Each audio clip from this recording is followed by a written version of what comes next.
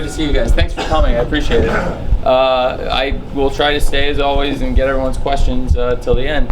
Who wants to go first? There was a real scary moment with Joey after his match where all the medics came to the ring, a bunch of referees, agents. How is Joey and everything like that? Joey's absolutely going to be okay. I wanted to get everyone out to check on him immediately and called for people right away. When the referee called for help, we sent people, and Jack was back there, and Jack and Joey are super tight. Jack wanted to come in and check on Joey as a friend, and it was he's totally going to be okay, and I think he'll be at Dynamite in Nashville on Wednesday.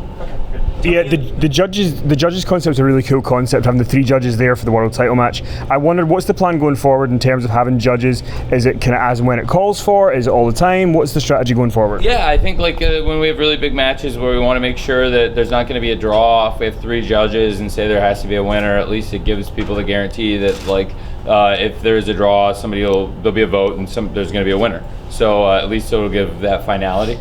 So that's kind of the idea. So I think for big title matches, you might see it.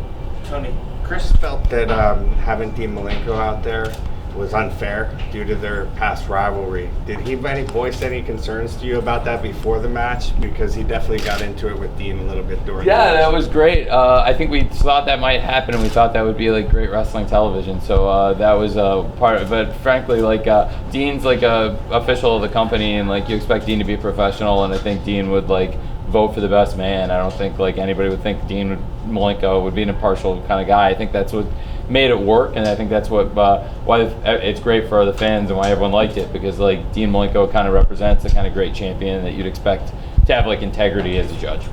Tony, for a longtime wrestling fan, what is it like for you to have an event in an iconic building like this? It's really cool because I've followed events my whole life in this building. It's a great building with a lot of history in wrestling, and I've frankly it's no secret that I've played around writing wrestling shows my whole life, and I'd be lying if I said I hadn't written a lot of shows here. It's my first full gear here. I've done a lot of Dynamites here. I've never done it, but it was honestly very special. I think if I had to go to an island, I was just saying this to people before I came in, if I had to go to the desert island, if I could only take maybe 2 pay-per-views, I'd probably take Double or Nothing and Full Gear. So we heard your voice on a Dynamite. Are we ever going to see you as a permanent character? That was not an intention to insert me as a character or anything. It's just the fact is obviously it's not a secret that I'm the owner of the company, and I have final say over everything we do at AEW. So that the idea that the match would not be sanctioned, that for such a huge match we'd be doing something that would really shift the focus of the match. And as you saw from the kind of match we were doing and the story that I think was trying to be told, and what we wanted to deliver in terms of providing just frankly a badass wrestling match and a cool lights out concept, it was really just me delivering the news. And I think that's a realistic thing. And the camera, had followed John back from the time limit draw, and I think, he was looking to see me, but really, everyone knows that, I don't want to interject myself in that way, and, frankly, it wasn't really my idea. John kind of came to me, as you saw. What type of conversations do you have with the Maryland State Athletic Commission to have an unsanctioned match here tonight? We said kind of what we were looking to do, and I think everything was frankly safe, and the guys, didn't do anything that really would have put either of them in harm's way to the point where we didn't feel good enough about doing it. But certainly the idea that it would have made sense in the context of a wrestling match also didn't make sense. So certainly with the rules of the world of professional wrestling, you couldn't sanction that match. The ring got ripped apart and all kinds of crazy things happened. So that's the thought process. But it was all good with them. What about Cody's cut as well to continue that match? Because it was very vicious. The doctor immediately saw Dr. Sampson, who's one of the best known doctors in professional wrestling, and has obviously done some of the best stuff in professional wrestling in the history of ringside doctors. Went in and checked and thought it was okay, and we sent him in immediately, and he reported back he thought it was good and kept the match going. Tony, there was a report that Jimmy Havoc and Excalibur got into a fight in front of you on Thursday. Anything you can comment on? I wouldn't call it a fight, but I've seen a lot worse in I was in the world of football, both in England and the NFL. I've seen a lot worse, and I saw a lot worse tonight. But yeah, they scrapped around. But the next, that was cool. It was cool. It was cool yesterday. It's cool today. It's fine. Tony, will that count towards Excalibur's record in AEW? I wouldn't. It would be a draw. I think for at best. But Keeping in mind your comments about not being an on-screen figure, and we just had Jericho and Hangman kind of throw out their own challenges, are you going to take the talent, consider their suggestions into consideration, or are you really looking at like what's the best match? no, we're week to doing week? those matches. Those matches, we can. They were gonna. I mean, since are you asking me if those were doing the matches they asked about? Yes. Yeah, and those on the specific bigger- matches. Yeah, I think we do take that into consideration, and we were gonna, I think, confirm that coming out of here because I'm good to confirm those matches. So we will sanction those matches. So yeah, this week on Dynamite, it will be Chris Jericho and Sammy Guevara versus Scorpio Sky and Kazarian for the tag team title, and we'll see if the Inner Circle can take all the championships in AEW. And it was big for Chris, and it was a big night. It's his birthday, and for him to lay down that challenge, I think SCU want the match, and that's a huge match for Dynamite. So it is going to be the Inner Circle versus SCU for the tag title, and then Hangman Page came in and he wants the rubber match with Pac. And the last time they were in the scrum, it went very differently. Like Pac was the one who came in and wanted in the scrum. This time, I think Hangman, even though he won tonight, and a lot of people thought he would feel like he kind of settled it, he feels like there's unsettled business. So that's definitely going to be another huge match on Dynamite. So yeah, we're going to do that. It's going to be Hangman versus Pac also. So the AEW's women's division. Oh, sorry. The AEW's women's division. The match, the title match, was about 13 minutes, and then the other match was on the pre-show. I've been reading a lot of criticisms.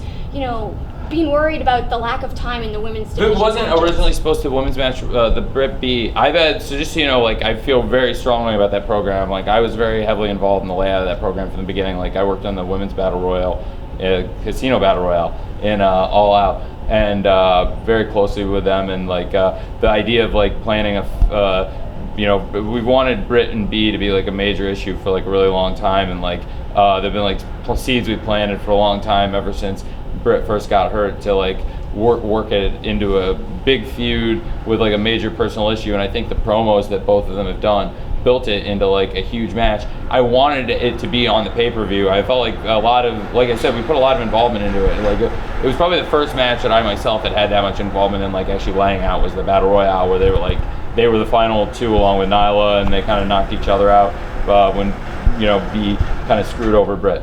And so I wanted it to be on the pay-per-view, but because of some timing circumstances, in terms of somebody having a personal situation that was completely understandable, we ended up moving another match that was going to be on the buy-in originally, the way we had it laid out, even as recently as a week ago.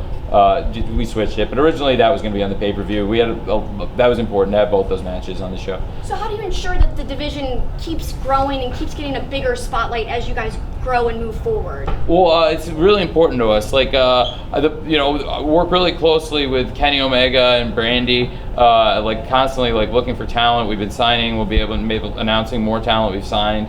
We've been debuting more people recently, so I think in the women's division, we're constantly debuting new wrestlers. You've seen Jamie Hayter and Shanna have made appearances, and obviously tonight I thought the women's title match was excellent. Rio's been a great fighting champion and been in a lot of great matches, and I think we'll keep seeing Rio in great matches, and Rio will keep being a great fighting champion. And like I said, with B and Britt, it was a great story, and I don't think we've seen the end of that, and I'm really excited about what Jamie Hayter and Shanna have done lately too, and Sheeta is awesome. So I think we have a lot of awesome things cooking in the women's division, and then with Awesome Kong, that was a big new surprise with Brandy and Awesome Kong also. Thank you. Tony, does the MJF factor change Cody never challenging for the title? Well, it was the agreement they made was that Cody was not going to challenge for the title again if he lost this match, and he did lose the match, and I think that as we understand the stipulation, that it wouldn't change it. I think MJF was his corner threw in the towel. That was the way it was written. So. Is there anything you could talk about the next pay-per-view, when, where it's going to be? Yeah, I think I've said from the beginning, I really feel we want to do the best thing for our fans in terms of giving them value for the shows and giving a great quarterly pay-per-view experience, and we're going to keep doing that.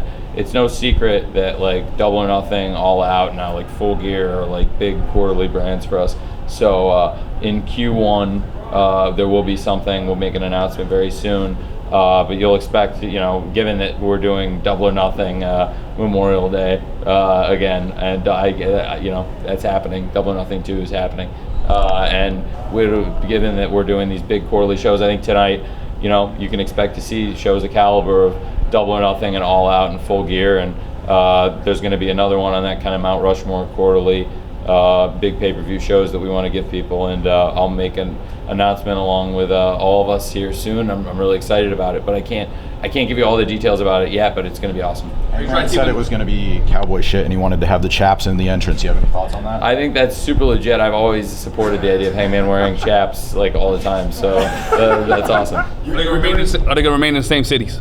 I can't necessarily say whether they'll all be in the same cities, but Double or Nothing will be in Vegas. Double or Nothing is going to be at the MGM Grand, and All Out is going to be in Chicago yet. So those are that I can say. And Baltimore's been awesome. I mean, the support we had here was amazing. I don't know. I don't have anything committed yet, but I think it's certainly something we want to do. So I want to ask you a little bit about the ratings, kind of in the US and the UK. The ratings have been really good. You guys, you've hit 1 million a few times. You have been the biggest wrestling show on Wednesday nights so far. Even the UK, the numbers have been pretty good. How are you feeling about it? How are the networks feeling about it? Is it above expectations? Are you reaching expectations? People are kind of curious, I think. Yeah, we've I think we've at times doubled expectations. We've been, every week we've been way above the expectation and done really well. And if you told me going in, at this point that, when I saw you guys, because last time I saw you, a lot of you guys was after Washington D.C., the debut of Dynamite. And after that, we found out we did very well in the rating, and then since then, the shows have continued to do well. And also, it's really important to me that they've been really good. Like last week's show was awesome. If I had to go to like I said before, if I had to go to the desert island with 2 pay-per-views, same thing. If I had to go to desert island with 2 TV shows, one of them would definitely be Pittsburgh. Like Pittsburgh, the 4th episode, that's the best episode of wrestling television I've ever seen, personally. Like with all the great wrestling on that show and the concourse brawl. Like to have an angle that hot and the amount of good wrestling we got into one show, I thought that show was fantastic good. Like 5 amazing matches, another match that was to me was very good, and like one of the hottest angles I've seen on TV, all in a 2-hour wrestling show, and it all fit in there, and it just all came together. That's a perfect show to me. Philadelphia was also right there, and then this past week in Charlotte, it'd be a tough choice for me between Philadelphia and Charlotte. And to me, we just have to keep trying to do stuff like that every week. I'm really excited that we already going into this week now, coming out of such an awesome pay-per-view. Now you guys know the Inner Circle's challenging for the tag team championship. Chris and Sammy have been really hot. Chris and Sammy have a valid point. They hadn't really put their hat in the ring, so to speak, as a tag team to be in the rankings, but they have been undefeated as a tag team, and they weren't in the top 5, but they are undefeated as a tag team. They absolutely merit consideration, so we are going to do that match. And then Hangman Page versus Pac, the rubber match, I think is going to be huge. So yeah, that's the idea. I'm really happy with the ratings, but the big thing to me, people, in England, I hope everyone's happy getting the show on the hub. I know we hadn't announced it right away that there was going to be a solution for everybody on Thursday to get the show, but I was just in London, and the availability is so wide, the awareness of Full Gear was so great, because I think also with England making the Rugby World Cup final, the amount of promotion we got with ITV covering the Rugby World Cup was amazing, because everybody was watching the Rugby World Cup, which was a huge percentage of the people in England were seeing tons of ads for Full Gear. So everyone was coming up to me asking me about it. We also spoke to Cody yesterday at the panel, and he had said he doesn't want to be reactionary with the Wednesday night shows. He wants for you guys to concentrate and put on your own show. He said he even asked for the other program to be turned off of a monitor. Are you kind of in the same position? Literally never once. In 6 weeks, it's not, I don't know if it would ever, I don't know if there was ever consideration of turning it on. We never turned it on in the first place. It's never been on. No, just what he said, but you kind of with him and that you don't want to be reactionary. All we have is all of our cameras and then but there's never been a monitor showing NXT in our office. But you kind of share with him about not being reactionary on the shows, just concentrating on doing your own thing. We've never once changed anything. Never once in 6 weeks have we ever changed anything based on what they're doing. It's just to do the best show we can do, because the limitation is you have 2 hours and you have to please your fans and your advertisers, and it's important to please them both, and you want to keep the show going for the sake of everyone. And it's just really important to me, because in the course of the year, I I don't know if I'll see all you guys again for a scrum, but like in the course of a year, because anybody who was in Jacksonville, like at the beginning of the year, we're doing like the anniversary show in Memphis. We're going back to Jacksonville 51 weeks later for the New Year's Day show, and then 52 weeks after we'll be in Memphis. It'll be a year from when we started in Jacksonville in the parking lot of the stadium and where we've come. But like we've shifted wrestling. Wednesday night is the night to watch wrestling now. And like think about what we've done in a year. We've done a few of the best pay-per-views I've ever seen. Like and then what we've done for TV has shifted the landscape completely. So I'm really proud. But like tonight's pay-per-view, I'm just like really happy for the guys because like to be here, everybody's fine. We were out with like any serious injuries, thankfully, and I'm really happy for them because like a lot of guys like sacrificed. I guess that they did. I mean, everybody's a part of this awesome company, but there were people that like when they came here, they didn't know what they were getting into. Like I had the greatest conversation with like Trent after his match because like Trent's somebody I really believed in. I told him when he came, like he had a spot, and like when he came here, I told him like I believe in you. Like you're somebody I've liked for years, and I really want you to be here. And then I wanted him in this spot. It was my idea. Like we put him in a great spot and he did really well in the rating. It showed that people are invested in the best friends and Trent, and that Pac is a big headline star. They drew a great rating if you look at the numbers. And also it was like a star making coming out performance I thought for Trent. And he walked back and he said, "Hey man, thank you for believing in me, thank you for trusting me, thank you for putting me in that spot." And I said, "I told you." And he said, "Yeah, I know, man. I'm glad I left Japan." And it's AJ Awesome. Anyway, and I had a response that will not say for the cameras. But in all seriousness, no. I'm just really happy for them because to your question about the ratings, yeah, we're doing really well. But I'm happy for those guys because a lot of people made risks to come here and they weren't sure it was going to work out, and he was nervous about it and it worked out for him. So great ratings in Canada on TSN, moving to TSN1 very soon. Do you have a timeline on when you'll do shows in Canada? Will Canada get the first non-US show, and which cities are you actually targeting? It's certainly a possibility Canada could get the first non-US, so I think it's possible. We'd like to do shows all over the world. We have so many great international partners, but I think we certainly would like to go to Canada. I would really like to go to England. London is like one of my hometowns. I love it, and I would love to go there, to the UK, and specifically to London. But I would also like to go to Canada. No timeline on when? I don't have exact dates in 2020, but exactly yet. But I would like to do that. So speaking of ratings and AEW being red hot, you signed one of the best free agents in Jake Hager. Has Bellator have any conversations about your method of success and how maybe they can latch on to it to kind of start creating more stars? They've reached out. They've been nice. I think they're nice guys. I think I don't really know them very well. They haven't really. I haven't had a lot of personal conversations with them about promoting or anything. I think it's very different spaces, but there's some similarities between promoting wrestling and promoting MMA, but I think it's really different products. We know in the past they tried to work relationships like that, and again, I think for a business as AEW that's so hot right now, I couldn't imagine them saying, "Hey, you got one of our stars, you're making them bigger now. What can we do to get part of this conversation?" We haven't really talked much about that, but sure, I could see that. Tony, let me ask you about the Rock and Roll Express. What a heck of a moment for them tonight. Can you talk a little bit about the importance of bringing in legends like that, introducing them?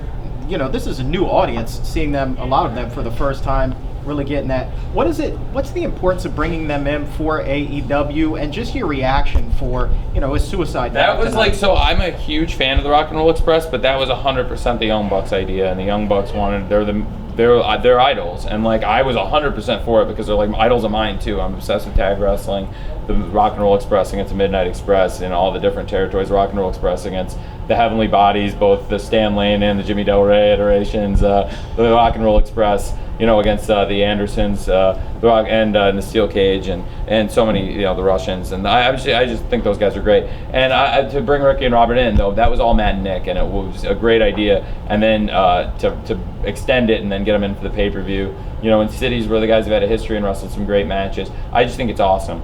And you know, a lot of the great cities that have a great tradition of wrestling, like those are the cities we've tried to hit. And if you look, there's like a theme of where we've been doing shows. I think it's places that have had a great tradition of wrestling. Were you privy to the conversation when they were laying out the match? You know, yeah, we lay out. I'm privy to all conversations with everything being laid out. I do everything. Like I know. Like, was it Ricky's idea to do the dive, or was that still with the Bucks? I don't know whose idea. Okay, I don't know whose idea what we were doing is, but I know that like it was all everything we were doing was like those guys were going to be safe, and it was all stuff that they could do, and it was all. I was just really happy that they were able to get that it all came off the way it did, because like for Ricky and Robert to pull that off, it was really special for them, and I think they were really happy to be given the opportunity. But I was honestly glad that they graced us with their presence, because like I mean they're probably to have that, and honestly them and the Bucks, like two of the great teams of all time in my opinion. It was special to have them out there, and we've really been trying to make the tag team division very special. That's a huge focus on our company. Like you notice, a lot of the most over acts we have are tag teams.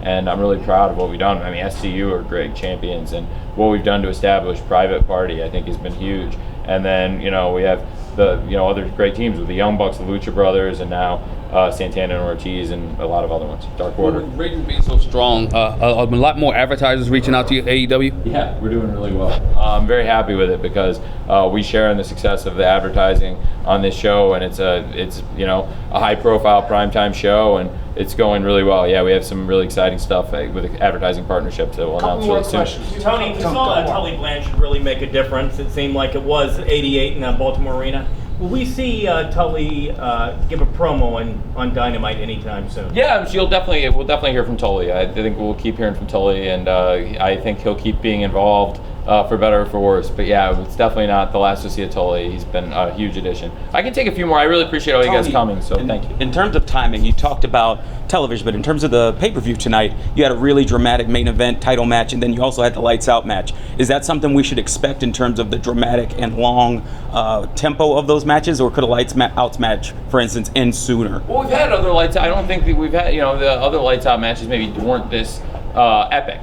But we've, when Kenny and Joey was long, but it wasn't this long. Joey and John was long, but it wasn't. That Fyter Fest wasn't quite this long. But I think you don't know. I think it's unpredictable. That's what's great about our pay-per-views. And in this case, those were like two incredible epic matches to close the show. But I don't know if I've seen a better match to start a show than Young Bucks against Santana Ortiz, and then to come right out with Hangman Pac. And we had so many great things through the show. So I was really happy with it. You noted 3 lights out matches that are in a pretty short period of time. Is this going to be a regular thing for AEW, where you present these pretty often? I think it's like a very reasonable look at thing that the company, if we can't sanction these matches, look, we can kind of turn a blind eye to it, like flip the lights out. It's been gone. Tale as old as time. It's been done in wrestling companies and territories for a long time. The concept of the lights out matches, the company, we weren't going to be held responsible or liable for what happens in the match. When you saw in this case, they tore the ring apart. Moxley and Omega and Janela are the only guys that have been involved in them. But these guys are unpredictable. They'll tear the ring apart, tear the building apart, and we can't sanction it. So it's at the end of the night. We kind of don't count them because of the nature of the match. They go all over the place. Sure, but will they be regular? Will we see? I don't think we'll see. I mean, in the course of a year, we've seen those 3, and it's not something I expect to see that often. But certainly, in the case of what's happened with Omega and Moxley, I thought was very appropriate, and that was certainly the appropriate match and the appropriate way to kind of do it tonight, because you didn't know what those guys are going to do, and I'm glad we made it the lights out match tonight, because they literally tore the ring apart, and we wouldn't have been able to continue the show after they ripped the ring to pieces. Get back to last Wednesday. I got to ask you about Jericho's video package. Very creative.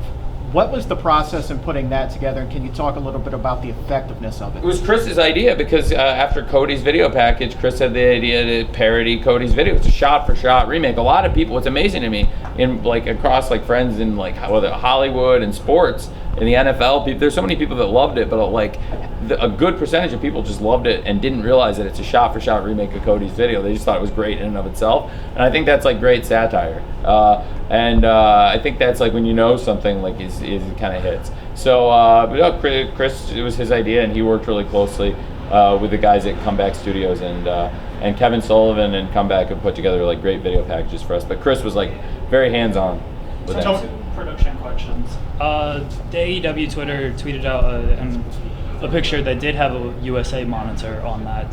Care to comment? Where? On their Twitter account tonight, they showed a picture of the production truck, and there was a monitor for USA. Yeah, that's not my. I don't know what they're watching in the truck. I'm just talking about the Gotcha. position where I'm at. We don't have a TV that like would even have cable on it. It's just we have the feed of our own show, and then I have like the 8 to 10 cameras that like we choose to go from. So yeah, I don't know what they could be. I think sometimes they have like football like during like So like I don't know like between like stuff's going on like during the day.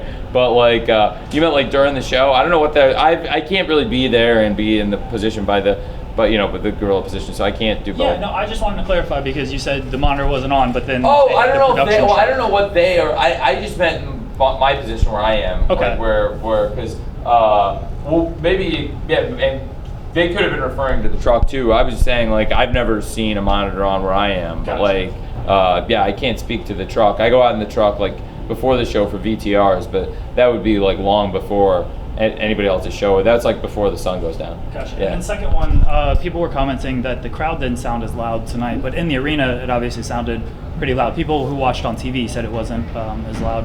Was the crowd mic'd differently or anything? It sounded super loud because I was sitting, I'm sitting right behind the curtain, so to me it sounded super loud too. So if it didn't sound as loud on TV. Yeah, that's what people Well, it's said. hard. We'll have to go back and watch because I was just there, But as it sounded super loud because I was sitting in under the. But we'll see. I thought that was a great crowd. It was obviously we had a great turnout and we sold a lot of tickets late. It was so I was super happy with it. I thought the crowd sounded really good, but I'll have to watch and see. It's interesting. Maybe we have to check with the acoustics and when we come back. Maybe mic it differently. But I thought it was a great crowd. Tony, you talked about being comfortable with the concept of the lights out match tonight coming in, but as you watched the match unfold, did you have any second thoughts at all? Oh, it was pretty. It was pretty gruesome. I was very concerned for both guys because they're obviously two of the biggest stars, not just two of the biggest stars in AEW, but two of the biggest stars in wrestling. So obviously, like in sports and wrestling being no different, you always worry about like injuries. And in the case of both guys, I was very concerned about both their well-being and also just like even if it's just a short-term injury, something that's going to keep them from being able to compete on Dynamite because we need them. And I'm not sure. Hopefully, Kenny will be available. If Kenny's not back this week, I don't think it's anything that's going to keep Kenny out super long-term. But certainly, Kenny had a rough night in John, and it was no picnic for him either. But yeah, we were concerned about it for sure. But it was a great match. We were really happy with it. I think fans seemed like they really liked the show from what I've heard. I'm glad you guys liked it. One more question, please. Sure. You just noted that you had a big walk-up market tonight. Is that encouraging that, like you're looking at the pre-sale figures, like maybe you're not selling as much, but knowing that, you have a hot market like this that might come out the day of and... It's really encouraging, yeah. But honestly, I really attribute a lot of it to the wrestlers and the hard work they did promoting the show. Because like SCU went out and did some promotional work, and like so Scorpio Sky and Kazarian, they've been great as tag team champions representing the company. Chris Jericho's gone out and done some media work, and Cody and Brandy went out and did some really good work. And I think it made a huge difference in the time running up to the show and the local community here in Baltimore. And also, Washington, D.C., not far away, there's been so many great people that have really supported us in these markets. And really up the East Coast, we just had incredible support. So I wasn't surprised by it. That's been like a theme with our shows. We've had a lot of instant sellouts. And when we haven't had instant sellouts, we've had those kind of great walk-ups because, our wrestlers are really engaged with like the fans. By the way, if there's anybody that came a long way and hasn't got a chance to ask a question yet, I feel terrible. So there's, sure. So historic cities. How about Richmond, Virginia? Yeah, Richmond, Virginia would be a great city. That's honestly a city I would absolutely love to run. I think that would be a great place for us to run. We haven't booked it yet, but as we go, I think that'll be announced. I was really excited. We just announced, Jacksonville and Memphis is the first two cities of 2020, and I think that Jacksonville is obviously my home, and there's a great tradition of wrestling, and both Florida wrestling and WCW were in Jacksonville a lot, and now for us we established Fight for the Fallen there. I'm excited to go there. I'm excited to go to Memphis. Richmond would be great, and we'll definitely put that on the list. I'll talk about that with Raph. Is Madison Square Garden on the list at one point? Well, it certainly is a building we've had talks with, and I'd love to run a show in New York. Certainly, we've been very popular in New York. We've been the #1 wrestling show in the 18 to 49 demographic in New York City on any night, not just on Wednesday, on cable. So that's pretty great. And for me, I would love to go to New York, and MSG is a great building there, but there's a lot of great buildings that we could run in New York. Thank you guys. I really appreciate you guys always coming to these. I think we'll announce soon when the next scrum is. Certainly the next pay-per-view will have one, but I think maybe between now and then we'll have one at TV. And I really appreciate those of you who keep coming to these, always coming, and thank you for coming and covering the show, supporting us. And if there's anything I can do for you guys, please reach out. I'm going to, between now and the next Dynamite, try and do some more interviews, and certainly at some of the TV shows. If any of you guys want to come to Dynamite, even though we don't have the scrum, I can do interviews and stuff. Thank you for coming. Cool. Thank you.